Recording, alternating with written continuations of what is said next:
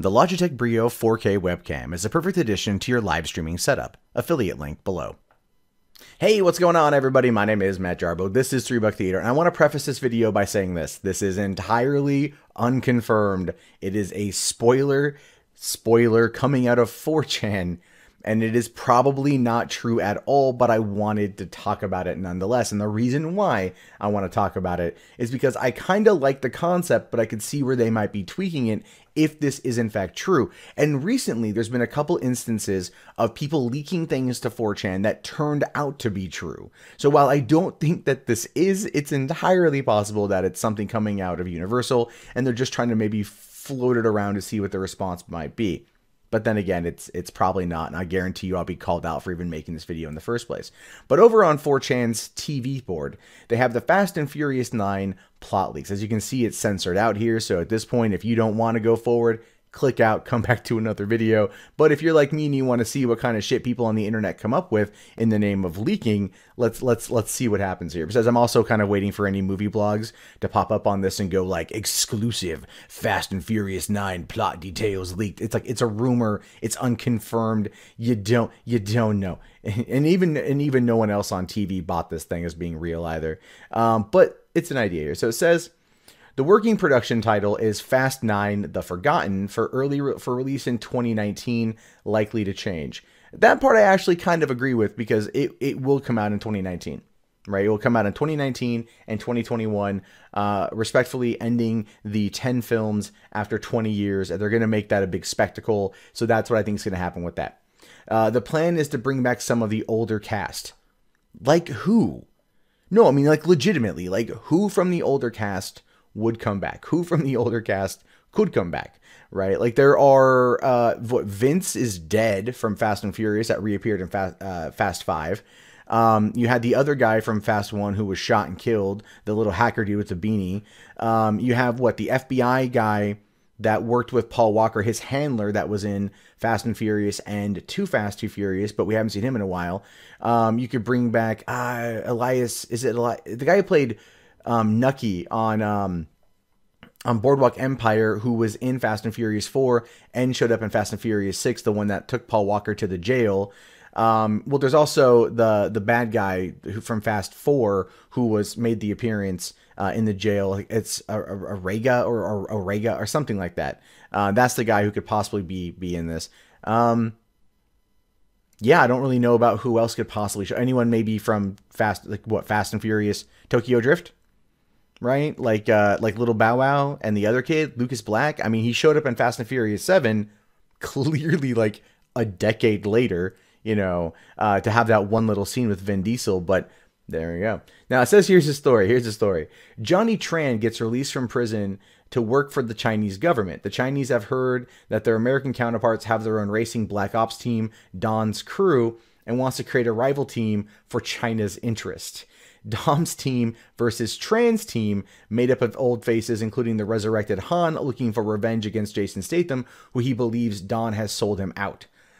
Each member will have their own doppelganger and sort of battle it out. Now that's just the basis of fucking plots.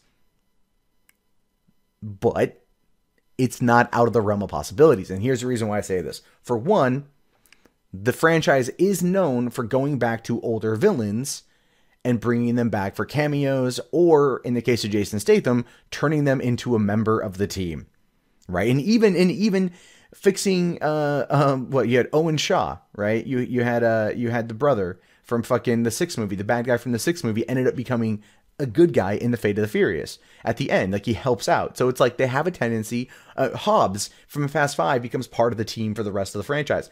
Like, they have a tendency of taking the bad guys, repurposing them, and making them part of the team. I fully expect Charlize Theron's Cypher character to end up becoming a good guy by the end of the 10th movie. Like, I guarantee that's going to happen. But they have a tendency of doing that, which is one of the reasons why I don't see it's out of the question. Now, Johnny Tran was the villain from the first movie. Again, just a rival fucking street gang of, like, you know, were they Yakuza? Or they'd be like Chinese triad thugs or whatever. And they ended up, you know, like getting fucked up in the end of that movie. And he didn't die. Maybe he went to jail or something. And then he comes out, works for the Chinese government, and they want to fight back. Now, here's here's the thing. They're not going to be able to use China, for one, because Chinese investment into Hollywood right now is so massive that they're not going to sit there and badmouth China. Look at 2012's remake of Red Dawn and the fact that they had to take it from China invading to North Korea invading, and they had to do all that digitally in order not to piss off the Chinese. That was 2012. Okay, this is 2017. China is fist deep in Hollywood's anus right now, just milking that money. And so, no, you're not going to get that from that movie at all. So you got that. So what I could see here, not being the Chinese, but maybe like the North Koreans. And here's why I think this. So the North Koreans are currently finding themselves, and this could reflect real world geopolitics. The North Koreans are finding themselves being stranglehold, by the governments of the world, trying to basically take out Kim Jong-un, or in this case, some leader not named Kim Jong-un, but a fat bowl cut looking motherfucker that might be Kim Jong-un, right? And so what they decide to do is they decide to have a street racing team, a crew that can pull off heists in order to fund, let's say, a Scud missile or a ballistic missile, an ICBM, for, that could actually work and carry a warhead to hit the heart of the United States or some shit like that, right? And so what you find out is that maybe Johnny Tran or whatever, he's not Chinese, he's really North Korean. Okay, North Korean, emigrated to China when he was a child, then emigrated over to the United States, thought he was Chinese. Turns out his family is part of like some North Korean fucking patriarchal lineage or some such shit. And he's got to form together a crew that can then go and take on these heists that can then bring money to North Korea to fund the situation. Okay. No. Let me backtrack that for a second. It's not trying to fund an ICBM. It's trying to fund a missile that can go into space and then circle the circumference of the Earth and then hit its target, right? Because keep in mind, there's been all those talks about space in these movies. There's been talks about Fast and Furious 9 or 10 in space. And like, it's been, like Chris Morgan joked about it and everyone's like, don't even. And then even F. Gary Gray, the director of Fast 8, was like, oh yeah, they could totally go to space. So space is clearly going to be coming. So that's how it ties in. North Koreans need to get a missile powerful enough to go into space in order to be able to then travel the Earth undetected, maybe like a stealth missile that could go into like the upper atmosphere, curve the Earth, and then go and hit the target, maybe like Los Angeles, right? So that would then give it another element of home, for Dom's crew. So then you got Hobbs, and Hobbs is like, yo, Dom, yo, man, we got to go save the world and shit, right? And they go and they fight him and everything else, and they do their stuff. And again, the doppelganger part of this too works because in Fast and Furious 6, when they were fighting Shaw for the first time, or Lucas Shaw for the first time, you noticed that they had, basically there was like the counterpart to everybody there. They had the doppelganger of the crew, and they even made jokes about that. So that could even come back because a lot of things in the Fast and Furious franchise are cyclical. They repeat themselves. So that could be something they bring back into the mix. Again, I'm very big into this franchise, if you guys can't already tell. Now, when it comes to talking about bringing back Han, the actor who played Han, whose name I can't remember right now, has expressed interest in coming back. And since they have ways to revive the dead as it is, in the case of Michelle Rodriguez's Letty, who we believe died in Fast and Furious 4, but at the end of Fast and Furious 5, found out she's still alive. She was a villain in Fast and Furious 6, was turned at the end of Fast and Furious 6, and has now been part of the team for the 2 extra movies. We could see Han coming back. We know that his car was taken out in Tokyo Drift. We know that Jason Statham was the one who supposedly killed him, but we never actually saw the body. It wasn't like Giselle falling out of the back of that plane going 120 some odd miles an hour in the end of Fast 6. We get it. We could probably bring him back. And then also probably bring back her because fuck it, why the hell not? It's a superhero franchise now. It's a comic book movie franchise. Best way to describe Fast and Furious. And so you could do that. You could totally have that as be part of it. And then it would just be kind of a retelling of the story with Letty. But it could work.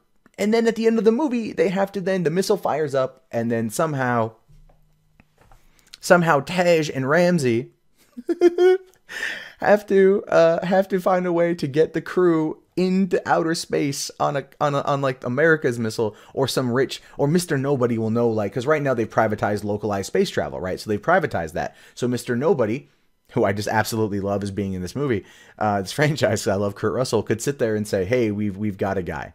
we've got a rich, eccentric billionaire type who's also developing localized space travel. We can maybe get you up there with your cars or something in order to knock this missile off track or some such shit. You know what I mean? Like, and then the climax would be them literally driving cars on a fucking space-bound missile in order to save Los Angeles and utterly stop World War III from happening. Look, you might think it's one of the most ridiculous plot lines ever. They could do it. They could totally fucking do it.